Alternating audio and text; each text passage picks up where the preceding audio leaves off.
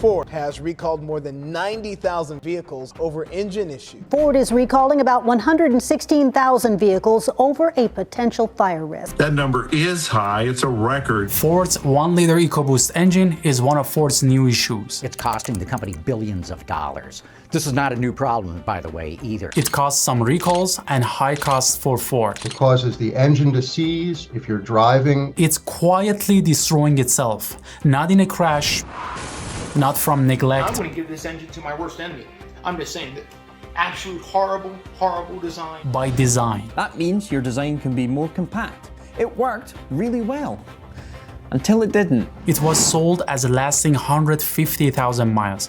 They promoted it as a lifetime or 150,000 miles to be exact. Got an EcoBoost Fiesta in. This is for a wet belt. Let's take you through it. This is on 49,000 miles. On average, it's dying at 70,000 miles. And here is the cruel part.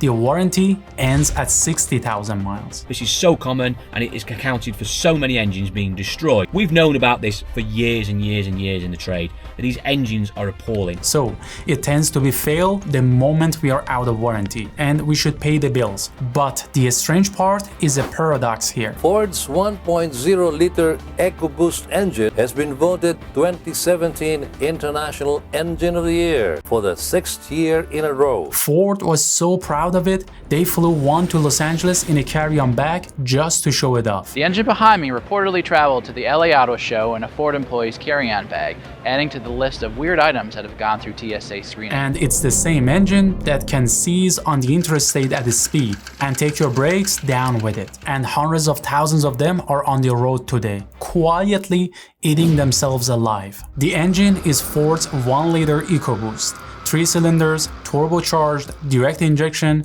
and for a while, the darling of the whole industry. And surprisingly, some companies copied that. Companies like Volkswagen, Stellantis in different models, and even Honda, and all of them had some serious issues. Honda is recalling more than 2.5 million vehicles in the US. A serious warning to drivers of some of the more than 1.3 million Jeeps. An important recall for Volkswagen owners. The car company is recalling more than 260,000 of its vehicles. It replaced bigger, thirstier 4-cylinders in cars like the Fiesta, the Focus, and the EcoSport. On paper, it was the future of the small engine, because it was engineered differently. To hit its fuel targets, Ford did something almost nobody had done.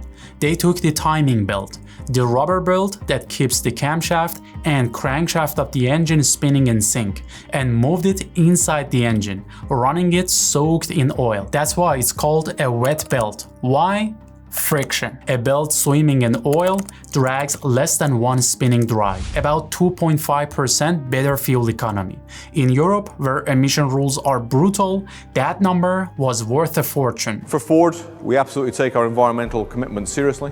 But it's not just about meeting the commitments. We always want to go further and actually exceed the customer's expectations. And Ford told the buyers not to think about it. The belt, they said, was the lifetime part. 10 years, 150,000 miles. Fit it and forget it. But here is the problem with soaking a rubber belt in oil. Small bits of belt start to fall off, even entire teeth. Let's make it simple. In these direct injection engines, a little raw fuel slips past the pistons on every cold start and mixes into the oil. Gasoline is a solvent and it attacks rubber. If you drive short trips, the oil never gets hot enough to burn that fuel out. So the belt sits in a warm bath of watered down fuel, day after day, going hard and brittle. Then it starts to shed. Flakes of rubber and glass fiber break off and fell into the bottom of the engine, into the oil.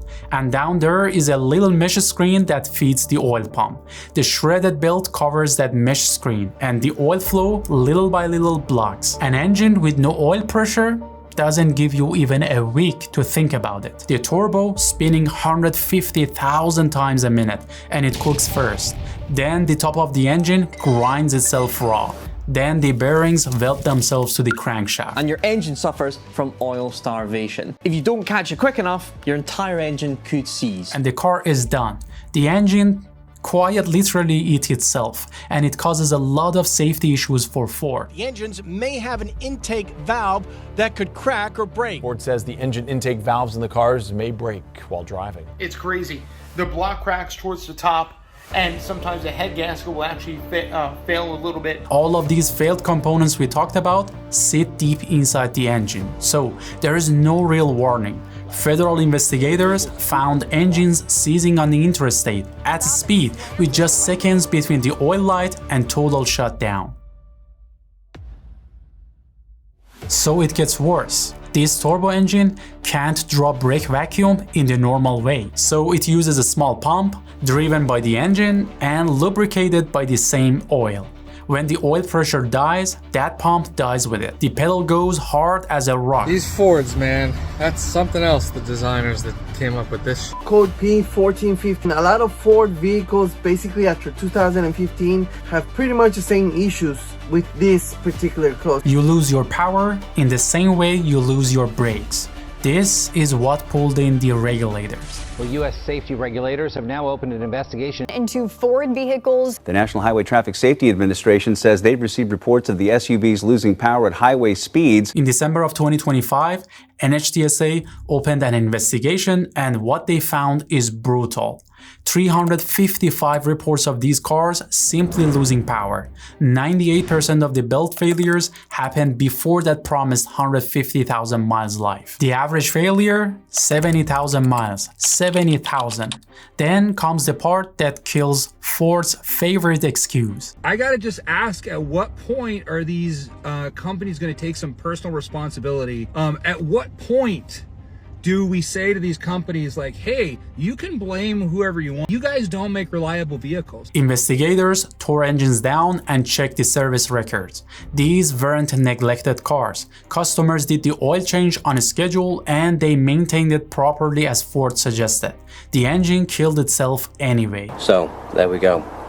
Fiesta EcoBoost. Can about 100,000 miles in hot oil, starts to degrade. So this has got the classic death rattle of an EcoBoost. By July of 2026, NHTSA upgraded the probe to an engineering analysis, the serious tier, one step before a forced recall. And by now, Ford had paid a hefty price for recalls, engine problems, and wet belt reliability issues. So Ford is becoming the king of recalls, they're becoming the king of fees, they're becoming the king of just piss poor quality. It runs across the Fiesta from 2014 to 2017, the Focus from 2015 to 2018, and the EcoSport from 2018 to 2021. A recall alert at 6:06. Ford is recalling nearly 140,000 cars because of safety-related concerns. Now, officials say this problem can cause a loss of oil pressure, increasing the chances of an engine stall or loss of power braking. Ford recalled about 140,000 of them in 2023,